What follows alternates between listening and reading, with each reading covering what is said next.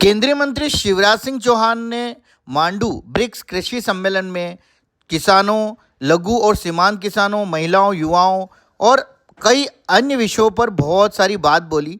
जो बात बोली है, आइए सुनते हैं उन्होंने क्या कहा। सम्मेलन के दौरान केंद्रीय कृषि मंत्री ने ब्रिक्स प्रतिनिधियों को ऐतिहासिक मांडू का भ्रमण भी कराया ताकि वे भारत की समृद्ध सांस्कृतिक विरासत से भी परिचित हो सके। चलिए जानते हैं आखिर उन्होंने किसानों, महिलाओं, युवाओं के लिए क्या कहा। मित्रों, ब्रिक्स देशों के सदस्यों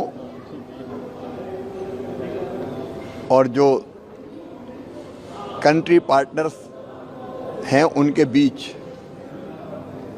आज बहुत उपयोगी बैठक हुई है और हमने छोटे किसानों की बेहतर आजीविका के लिए, महिलाओं की भागीदारी और खेती में बढ़े, इसके लिए खाद्य सुरक्षा सुनिश्चित करने में ब्रिक्स देशों की बहुत महत्वपूर्ण भूमिका है, क्योंकि आधी आबादी तो यहीं रहती है दुनिया की और 43% से ज़्यादा उत्पादन यहाँ होता है। तो आज की परिस्थितियों में ब्रिक्स देशों की कृषि में भूमिका और उसमें भी छोटे किसान, महिलाएं और युवाओं की भूमिका अत्यंत महत्वपूर्ण है। उसके सभी पहलुओं पर विचार किया। अलग अलग देशों ने अपनी बेस्ट प्रैक्टिस को भी सभी सदस्य देशों के साथ साझा किया है। व्यापक विचार विमर्श आज हुआ है और उस व्यापक विचार विमर्श से हमारे लघु और सीमांत किसानों को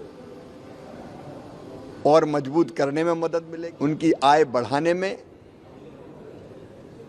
और आजीविका बेहतर करने में भी निश्चित तौर पर आज की चर्चा बहुत सहयोगी होगी, बहुत सार्थक चर्चा। उस दृष्टि से हमने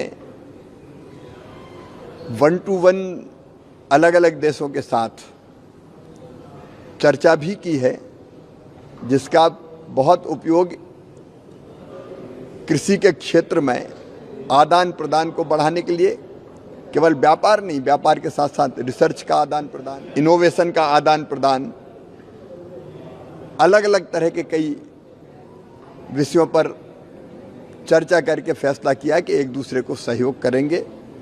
ये बैठक बहुत उपयोगी है। आज के वैश्विक परिस्थितियों में दुनिया को भी दिशा देने का काम करेगी। बहुत महत्वपूर्ण दिन है, तब ज्वाइंट डिक्लेरेशन होगा, उस पर व्यापक पैमाने पर चर्चा हुई है, चर्चा जारी है और कल का इंदौर डिक्लेरेशन पूरी दुनिया के लिए और ब्रिक्स देशों के लिए भी बहुत महत्वपूर्ण होगा, बहुत उपयोगी होगा।